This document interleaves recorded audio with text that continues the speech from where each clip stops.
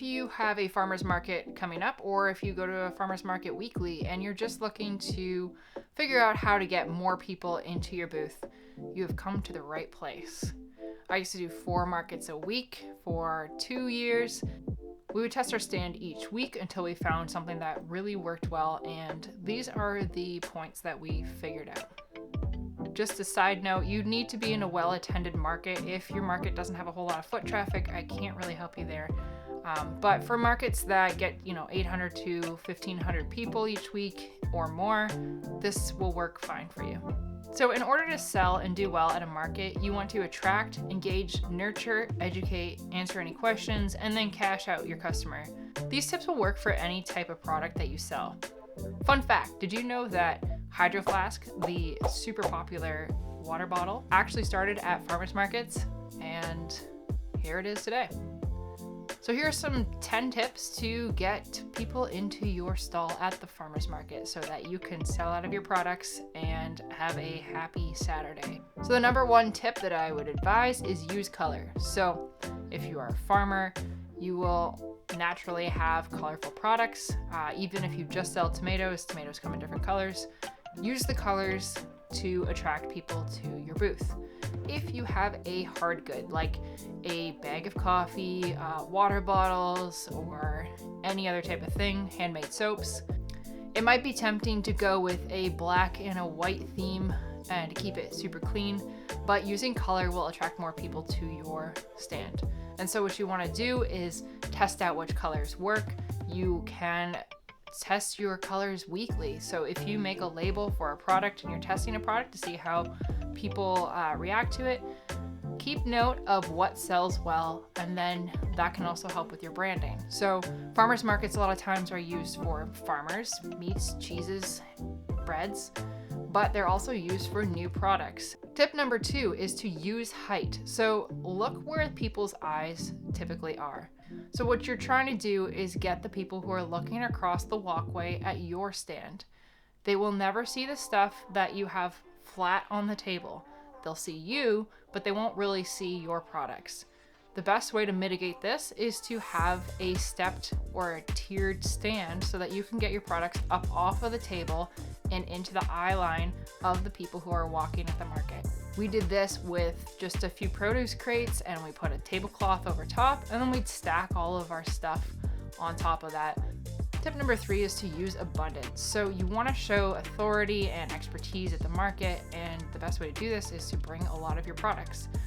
If you are a farmer, you just bring as much stuff as you can because you harvested it all and you don't want it to go to waste. But if you are someone who has a hard good, like a product like soap or water bottles, chocolate, anything like that, if you bring more items, people will see that you are good at what you do and that you have a lot of products, and they'll want to buy it. So no one wants to buy the last couple of items that are on your table because they feel like they've been picked over and left by the other customers who were there earlier. The way to mitigate this is just by bringing a lot of stuff. And trust me, you will sell more when you bring more. So we found at the beginning of our market experience, when we were going to the market, we didn't want stuff to go to waste, so sometimes we wouldn't pick it, or we wouldn't bring it to the market because I don't know why, we just thought it wouldn't sell. Well, the reality is that when we started bringing more stuff to the market, we sold more. We sold more than what we brought when we just had a smaller amount. So number 3 is use all of your space. Don't just set up one table and think that that's going to be good. Bring multiple tables. Tables are like $50 at the hardware store or whatever. Bring 3 tables. Bring as many tables as you can fit into your tent. So typically you get an 8x8 or a 10x10 stand or whatever. And so you can arrange your tables in a U shape or an L shape or just double width. And then you have a lot more space to sell your stuff. And along with this tip, do not sit behind your table. Do not just have one table with a tablecloth or no tablecloth. A lot of people don't bring a tablecloth. I don't get it. Anyway, don't just sit behind your table and look disinterested because people will just walk past your stall. This is the same thing for trade shows. Stand. Be engaging with your customers and the people who are walking by because they will look at that and think it's an invitation to look at your stuff. Number 5 is know your product. And that might be obvious to some, but to others who are resellers of products, which that happens a lot at markets, and also people who maybe are just new to the whole industry, you should know your product, because people are going to have questions and they're going to want to know, when was this made? When was it packaged? How long can I keep this in the fridge? What are some recipes? Things like that. Just questions that, frequently asked questions you should know answers to. And that leads to number 6.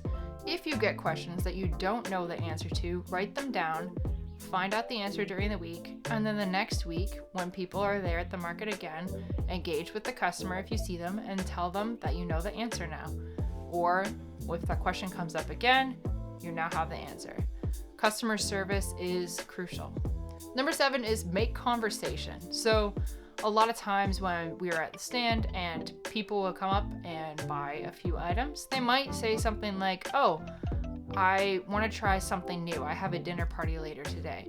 And we would come up with a quick little recipe or inspiration, and we use some of our products because we use them all the time. And again, this goes back into knowing your product. So when we had tomato, we might also upsell them on the basil, because we could say, hey, if you have a little tomato and then you slice it in half and you put a bocconcini ball and a bit of basil, it makes an awesome appetizer. The more you know your product and the more you can engage with customers and have a conversation, the more you're engaging with customers and you tell them a little bit about your product and the story, the more likely they're going to come back. Number 8 is check people out efficiently. So when you have a lot of people coming to your stall, and it happens at a lot of times all at once, check people out efficiently. You want people moving through your stand efficiently. There is a bit of patience because you're at a market, but sometimes people do get impatient. So you want to be moving through customers quickly because you don't want to lose customers because you're too slow. Number 9 is to keep a good flow through your booth. Having more people in your stall or your booth attracts more people.